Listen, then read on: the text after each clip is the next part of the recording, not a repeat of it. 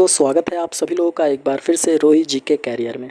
तो दोस्तों आज हम देखने वाले हैं 11 जून 2022 के कुछ important current affairs important point के साथ। अगर आप हमारे चैनल पे नए हैं तो सबसे पहले चैनल को सब्सक्राइब कर लीजिए और बेल आइकन प्रेस कर लीजिए ताकि आगे आने वाली वीडियोज़ की नोटिफिकेशन मिलती रहे। जैसा कि आप सभी जानते हैं इस बार के SSC CHSL एग्ज़ाम में 11 से 12 क्वेश्चन जो है वो आपके पूछे गए थे करेंट अफेयर से। आप इससे सोच सकते हैं कि करेंट अफेयर हमारे लिए कितनी इंपॉर्टेंट है कॉम्पिटिटिव एग्ज़ाम को निकालने के लिए। तो चलिए दोस्तों स्टार्ट करते हैं बिना किसी देरी के क्वेश्चन नंबर 1 के साथ।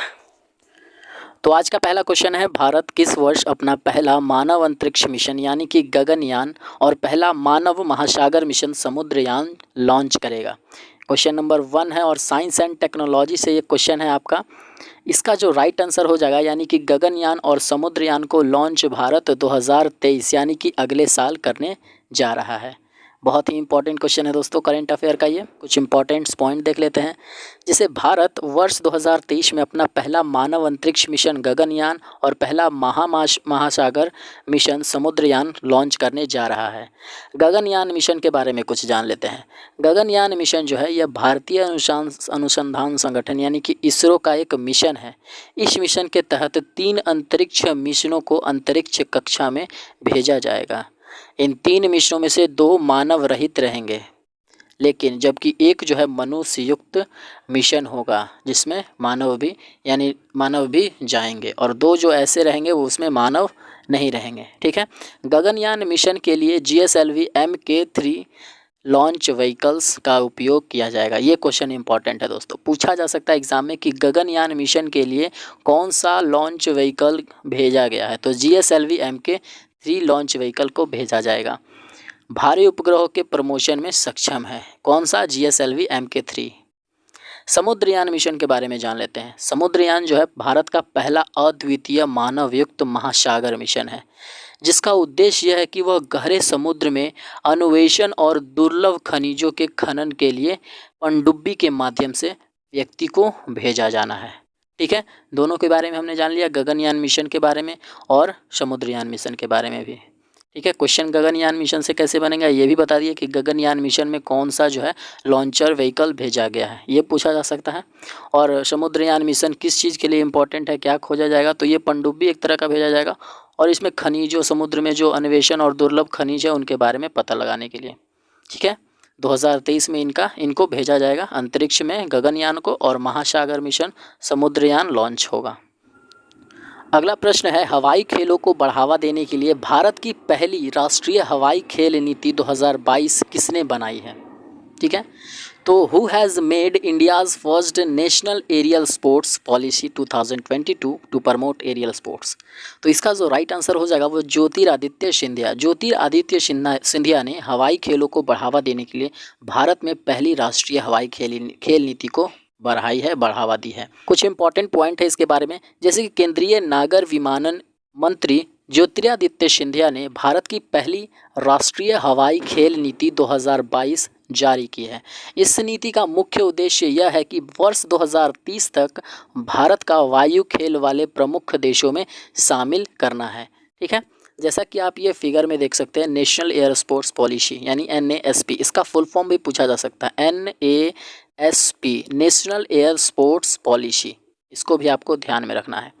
तो इस नीति के तहत क्या होने वाला है, इस नीति का मुख्य जो उद्देश्य है वो वर्ष 2030 तक भारत को वायु खेल में प्रमुख देशों में शामिल करवाना है, और इस नीति के माध्यम से भारत में aerobatics, ballooning, gliding, parachuting, powered aircraft और रोटरक्राफ्ट सहित 11 हवाई खेलों को भी बढ़ावा दिया जाएगा।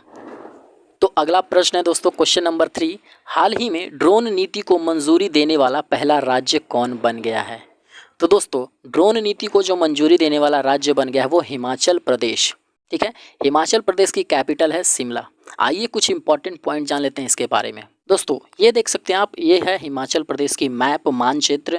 हिमाचल प्रदेश ड्रोन नीति को मंजूरी देने वाला पहला राज्य बन गया है। मुख्यमंत्री यहाँ के कौन है? जयराम ठाकुर। हिमाचल प्रदेश ड्रोन नीति 2022 को मंजूरी दे दी गई है। ठीक है, और हिमाचल प्रदेश का जो कैपिटल है वो शिमला है। यह मुख्य रूप से ड्रोन सक्षम प्रौद्योगिकी बनाने को और प्रशिक्षण स्कूलों के माध्यम से जनशक्ति के निर्माण और स्टार्टअप और नवविचार योजनाओं पर केंद्रित करना है। यह रक्षा, परिवहन, स्वास्थ्य, कृषि आदि जैसे विभिन्न क्षेत्रों में ड्रोन सक्षम प्रौद्योगिकी को बढ़ावा देगा और ड्रोन निर्माण उद्योग अगले 3 वर्षों में राज्य में 10,000 से अधिक प्रत्यक्ष रोजगार पैदा कर सकता है। ठीक है, इसके कई फ़ायदे भी बताए गए हैं कि ड्रोन निर्माण से आपको 10,000 से अधिक जो है एकदम डायरेक्ट जो है रोजगार पैदा कर सकता है। क्वेश्चन नंबर 4 है, इंस्टाग्राम पर 200 मिलियन फॉलोअर का आंकड़ा पार करने वाले एशिया के पहले व्यक्ति कौन बने हैं? Who has become the first person in Asia to cross the 200 million follower on Instagram? तो आपके सामने ऑप्शन है MS धोनी, विराट कोहली, नीरज चोपड़ा, सलमान खान। तो दोस्तों इसका जो राइट आंसर हो जाएगा वो होगा विराट कोहली। विराट कोहली 200 मिलियन फॉलोवर का आंकड़ा पार करने वाले एशिया के पहले व्यक्ति बने हैं। नेक्स्ट क्वेश्चन है आपका क्वेश्चन नंबर 5, हाल ही में इंडो यूके संस्कृत मंच के राजदूत के रूप में किसे चुना गया? Who has been elected as the ambassador of Indo UK culture forum recently? तो यहाँ पे ऑप्शन है आपके Sachin Tendulkar, Naomi Kawase, AR Rahman या फिर आलिया भट्ट। तो इसका दोस्तों राइट आंसर हो जाएगा C, AR Rahman. AR Rahman Indo UK Sanskrit मंच के राजदूत के रूप में नियुक्त किए गए। कुछ इंपॉर्टेंट पॉइंट देख लेते हैं। AR रहमान को इंडो यूके संस्कृत मंच के राजदूत के रूप में चुना गया है। संस्कृत का मौसम इस मंच का नाम है। मंच का उद्देश्य यह है कि वह कला, अंग्रेजी शिक्षा एवं भारत और ब्रिटेन के संबंधों को मजबूत करना। भारत में ब्रिटेन के उप उच्चायुक्त जॉन थॉमसन और ब्रिटिश काउंसिल के निदेशक भारत बारबरा विकम ने आधिकारिक तौर पर मंच का शुभारंभ किया। यह मंच भारत की स्वतंत्रता की 75वीं वर्षगांठ का प्रतीक है। ठीक है, अगला क्वेश्चन है दोस्तों क्वेश्चन नंबर 6, IRCTC पर्यावरण ट्रेन के माध्यम से भारत को किस देश से जोड़ने वाली पहली एजेंसी होगी? IRCTC will be the first agency to connect India with the which country throughout tourism train? तो भारत की गौरव ट्रेन जो है वो भारत के नेपाल के लिए चलेगी, भारत से नेपाल के लिए चलेगी। ठीक है, IRCTC पर्यटन ट्रेन के माध्यम से भारत और नेपाल देश को जोड़ने वाली पहली एजेंसी होगी।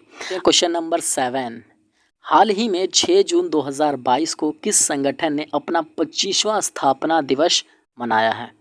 तो आपके ऑप्शन है ब्रिक्स, एशियन, फिर ओपेक या फिर BIMSTEC.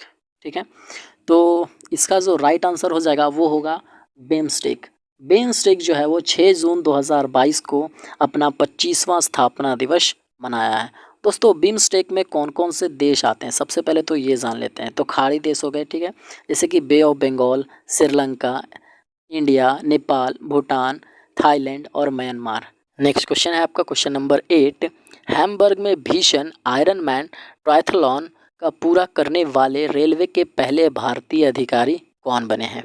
Who has become the first Indian railway official to complete the Girlings iron man triathlon in Hamburg? तो इसका जो राइट आंसर हो जाएगा वो होगा श्रेयस जी होशूर।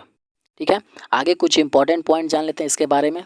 श्रेयस जी होशूर ने एक तरह का इतिहास रचे हुए भारतीय रेलवे की तरफ से पहले अधिकारी बने हैं जिन्होंने दुनिया के सबसे कठिन एकल दिवस खेल आयोजन में माने जाने वाले आयरन मैन ट्रायथलॉन को पूरा किया है।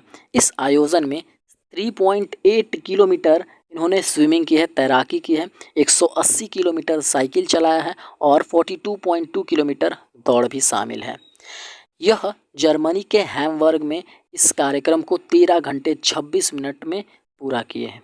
ठीक है, तो क्वेश्चन नंबर 9 है, हाल ही में किस निशानेबाज खिलाड़ी ने पैरा विश्व कप में स्वर्ण जीतने का विश्व रिकॉर्ड बनाया है?